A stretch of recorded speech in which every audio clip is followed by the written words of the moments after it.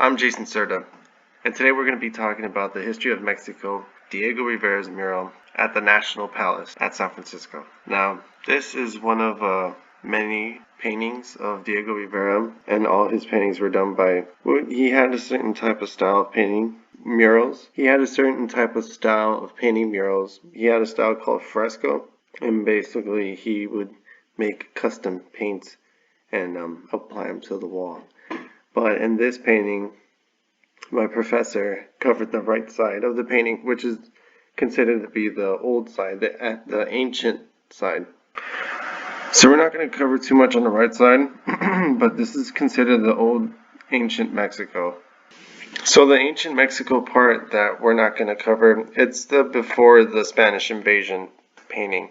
So in the center it'd be Quetzalcoatl, and to the left of them there's big pyramids, which that was part of the ancient Mesoamerican times. There's people sculpting on the bottom right. There's people painting bottom left. There's some sort of warfare going on, internal warfare, class struggle.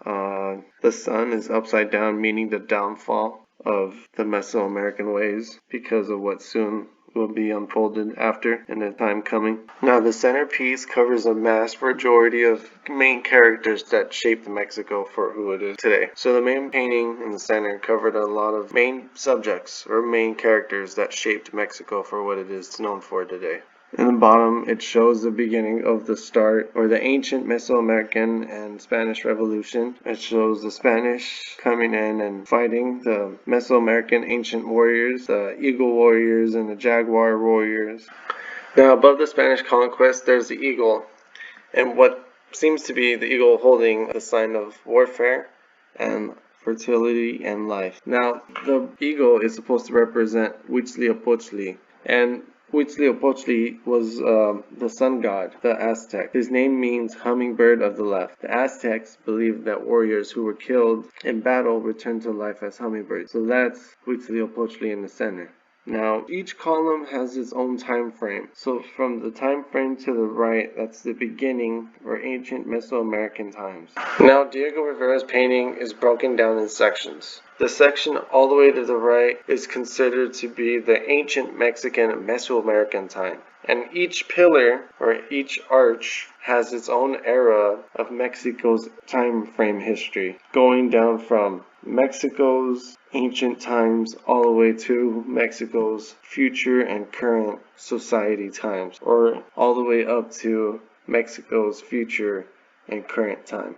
Now, on the bottom of the main painting, you'll see the Spanish conquest. You'll see that there are Mesoamerican warriors, Aztec warriors, fighting with the Spanish conquistadors. And in the bottom, there's a picture of Hernan Cortez, who's depicted there without a face shield, with a white fluffy top on his helmet. Now, above him to the right, you'll see a man holding up, below the eagle, you'll see a man holding up what seems to be an offering of a heart. And he seems to be a high priest or someone of high nobility. Now, to the right of him is a soldier protecting the priest offering to the god Huitzilopochtli.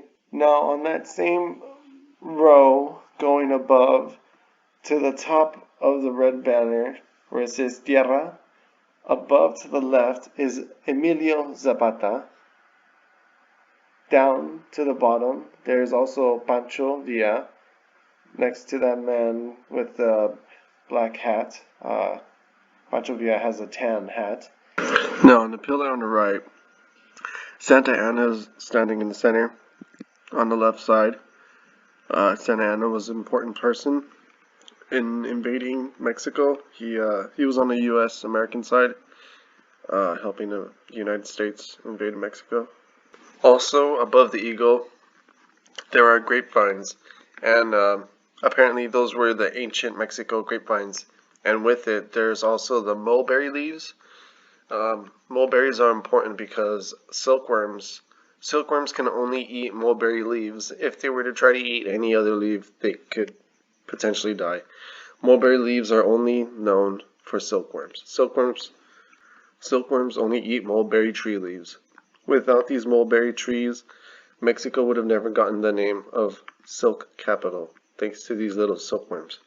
Above the grapevines, Father Miguel Hidalgo is seen standing in the center, above the eagle, above the vine. So Martin Cortez is to the right of Father Hidalgo. He is the son of Hernan Cortez, the European conquistador who murdered thousands of people, and also the son of La Malinche, the girl translator. So this mural, or this side of the mural, is the 1910 moving forward to the Mexican Revolution. This is Diego Rivera's current prediction of how Mexico would have looked. As you can see, Diego's first wife is right there.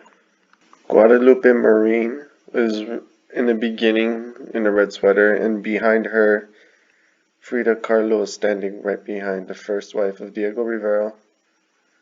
In the box below Karl Marx, there's J.P. Morgan, Sinclair, Vanderbilt, and Rockefeller all in the little box. And to the right of it, there's the Mexican powers, or the powers of Mexico, which was the army, the state government, and the church, colluding and plotting their next controversy. Below that box, there's the rich and wealthy, and to the left of it, it's another box of the rich and wealthy, but with the prostitute that supposedly is Diego Rivera with the prostitute.